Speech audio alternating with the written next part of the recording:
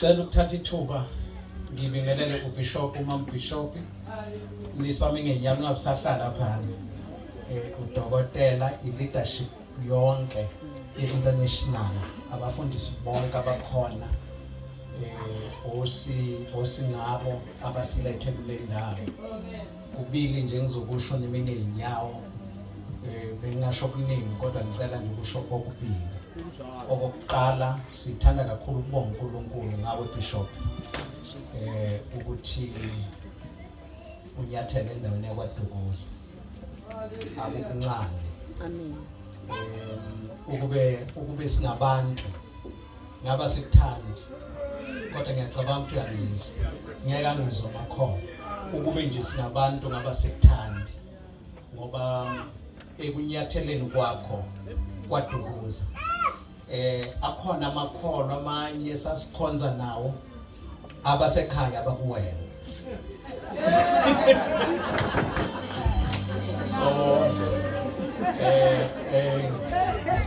nawami nje amaningi abe sebase international kodwa ukube singabantu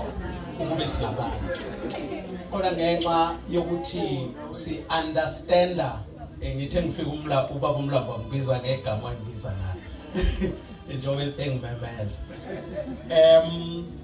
ngifisa ukusho ukuthi si understanda into kaNkulunkulu kuyasho bengingasho okuningi kodwa ngeke ngicela nje ukusho lokho mhlasimbe uBishop uzongizwa abanye bengangizwa si understanda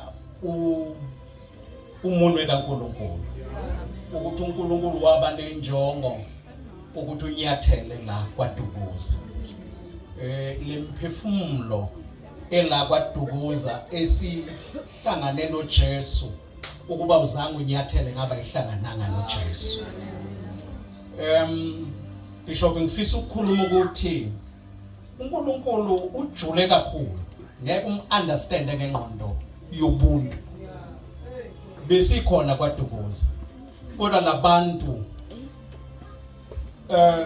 abazange baze bakwazi ukuza kuJesu sikhona kodwa uthi umufika wena ngoba wonke umuntu uNkulunkulu umnika into yakhe futhi umletha ngenjongo kwenza ukuthi sibonge uNkulunkulu ingane eyimiselo saying ngihleli lapha phansi ngiyacabanga ngathi kufika inyembezi kimi umvangeli umlambo niyayazi impilo yakhe wawungacabanga ukuthi wayengahlanganaphi noSaying umvangeli umlambo wayengahlanganaphi nokuthi azabizwe ngumvangeli kodwa ngokufika kaBishop siyabonga ngibuye futhi ngamenywa ingane yakithi lemganile magcino wakithi loya ngimthanda kabi kodwa ngifisa ukusho nje ukuthi kwenza ukuthi sibonge uNkulunkulu wakho Bishop ukuthi akumise enze unyathele kwaDukuza ukunyathela kwakho njoba ulokhu unyathela nje unyathela kithi kuyisibusiso esikhulu siyakuhlonipha siyamhlonipha uNkulunkulu uhamba naye siyakubonga uNkulunkulu ngendlela akusebenzisa ngayo sithi ke sikuvulela inhliziyo sikuvulela iminyango kwaDukuza abantu bepolitiki bathi makufika umuntu omkhulu bamnika inkululeko yedolobha mina ngimi la njengo chairperson wabafundisi la kwaDukuza kusho ukuthi ngimi njengo chairperson wabafundisi inhlangano yethu nabafundisi abangaphezulu ka100 amabandla angaphezulu ka100 haya u100 abangaphezulu simila ukukunikeza inkululeko yakwaDukuza ungafika noma sikhathi sini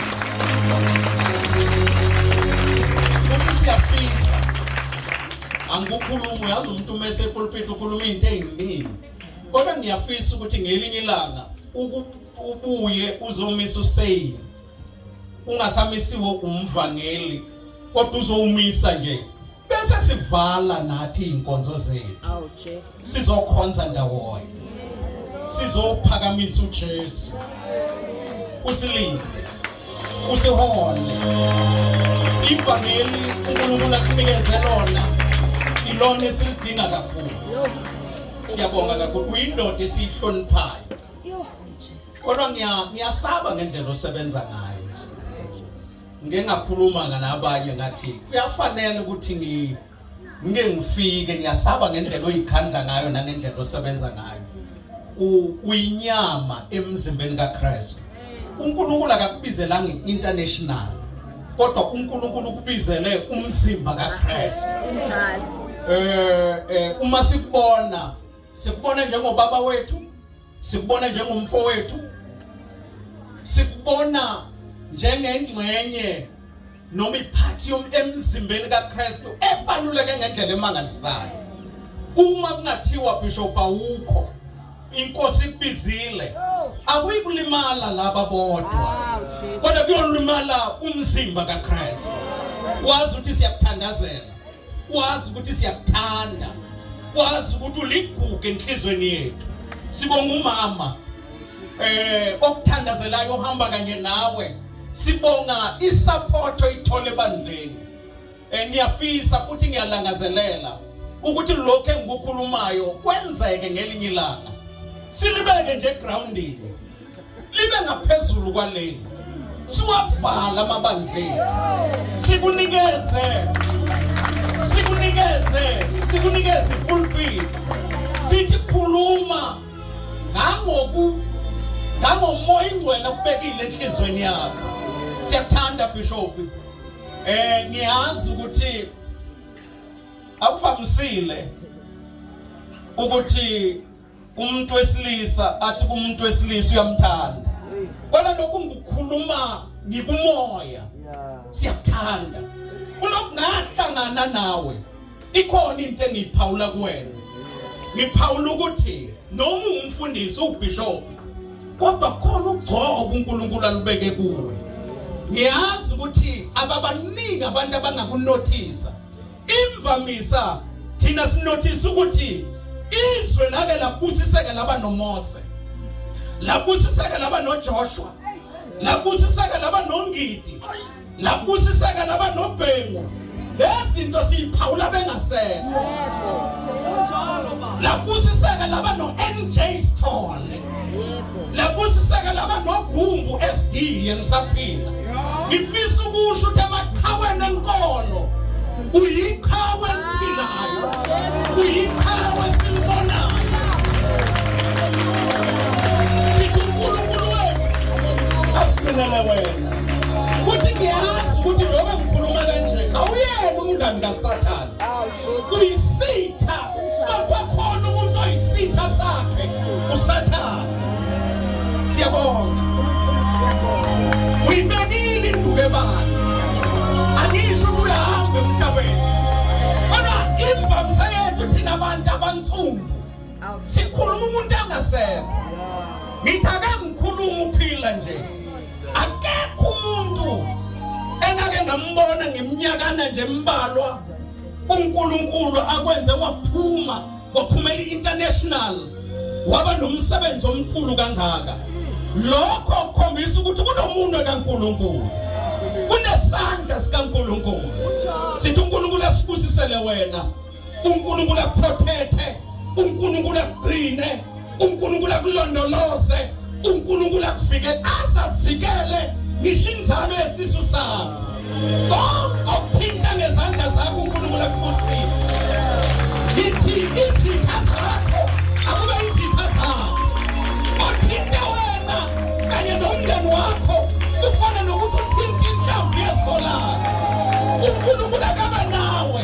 La ubeka khona amathonyawo, leyo ndawo idliwe. Ngoba uyindoda kaNkulunkulu. Inkosi imbusise.